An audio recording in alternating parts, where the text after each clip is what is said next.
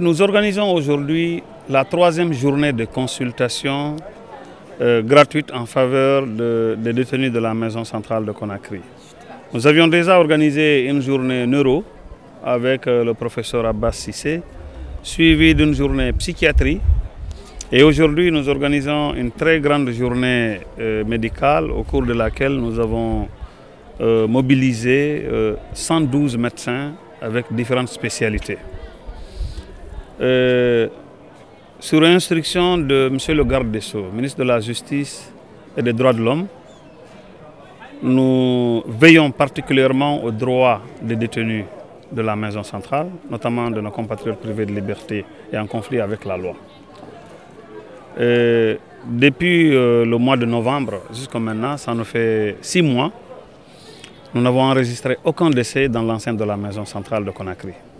Dans le souci de maintenir ce cap, nous avons initié en collaboration avec mes promotionnaires et collègues de la 47e promotion de la faculté de médecine cette journée qui a été soutenue par le département de la justice, le ministère de la santé et des partenaires privés des laboratoires tels que Denk Pharma, comme vous le constatez avec le stand, et Africa Care Health, Sogui Prem. Il y a eu beaucoup de labos qui nous ont accompagnés pour parrainer cette journée.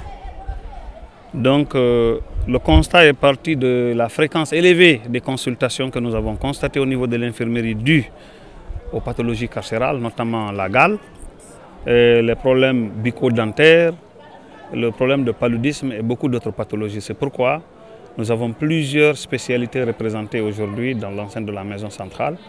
Et nous avons la dermatologie qui est pilotée par le professeur Tonkara. Il y a également le professeur Morifode Doucouré qui a mis à notre disposition une équipe de 16 psychiatres. L'équipe est dirigée par le docteur Soumaworo qui va consulter les 58 malades mentaux que nous avons dans l'enceinte de la maison centrale. Nous avons également une équipe gynéco qui va voir les 89 femmes qui sont à la maison centrale. Nous avons une équipe pédiatrie, une équipe dermato, une équipe de médecine générale qui va voir le quartier de mineurs, là où nous avons également environ 216 mineurs. Et nous avons une équipe de cardiologie, de diabétologie et de médecine générale qui va voir environ 112 personnes âgées de plus de 65 ans que nous avons dans l'enceinte de la maison centrale. Et les autres équipes, à savoir pneumo, psychiatrie, médecine générale, sont réparties dans les couloirs pour voir le reste des détenus. Donc je ne suis pas sûr de pouvoir toucher les 2008 détenus que nous avons à ce jour, mais avec 112 médecins, j'estime qu'à la fin de cette journée, nous allons pouvoir toucher au moins 500 à 600 détenus.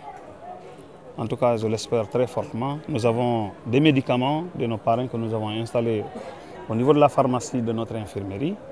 Chaque équipe qui consulte va prescrire et les patients que nous allons voir vont se diriger à la pharmacie pour se faire servir des médicaments et ensuite ils vont regagner leurs cellules respectives. Avec la présence élevée de la gale, nous avons envisagé une journée ou des journées de désinfection des cellules parce que la gale ne se soigne pas seulement avec le patient, il faut aussi soigner le milieu, la literie et tout ce qui s'ensuit. Nous comptons pérenniser ces arbres d'activité avec l'appui du ministère de la Justice et du ministère de la Santé ainsi que les autorités au plus haut niveau. C'est l'espoir que nous avons pour pouvoir venir à bout des plus grands défis que nous avons en tant que premier responsable de la maison centrale de Conakry. Ici, nous avons 16 personnels de santé, dont 4 médecins et 12 infirmiers qui sont répartis en 4 équipes qui travaillent 24 heures sur 24. Mais la population carcérale, le milieu est particulier. C'est des gens qui sont statiques, qui ne bougent pas. Donc il y a la promiscuité, il y a la surpopulation, il y a beaucoup de problèmes qui font que les consultations sont très élevées par jour. On pouvait faire une moyenne de 40 à 50 consultations au sein du dispensaire de la maison centrale. Au niveau des femmes, il y a l'équipe de gynéco qui est installée au niveau de l'ancienne infirmerie qui est en train de consulter. Vous avez forcément des infections, des IST, des infections qui les fatiguent. Il y a aussi le paludisme qui occupe une place importante. Il y a l'hypertension artérielle qui occupe aussi une place. Donc il y a aussi l'ophtalmologie, comme vous le constatez sur le stand derrière moi.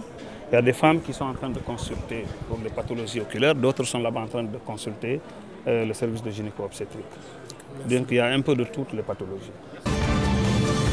Les règles hygiéniques sont de mise au niveau du pavillon des femmes. Nous avons une équipe costaud d'infirmières et de sages-femmes.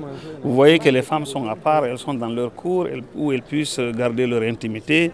Il y a beaucoup d'ONG ainsi que la direction nationale de l'administration pénitentiaire et la direction de l'éducation surveillée. Toutes les directions prennent en priorité les femmes et les mineurs parce que c'est les plus vulnérables dans ce milieu. Il y a la surpopulation carcérale, mais vous avez constaté avec moi une rénovation et une extension de la prison par arrière.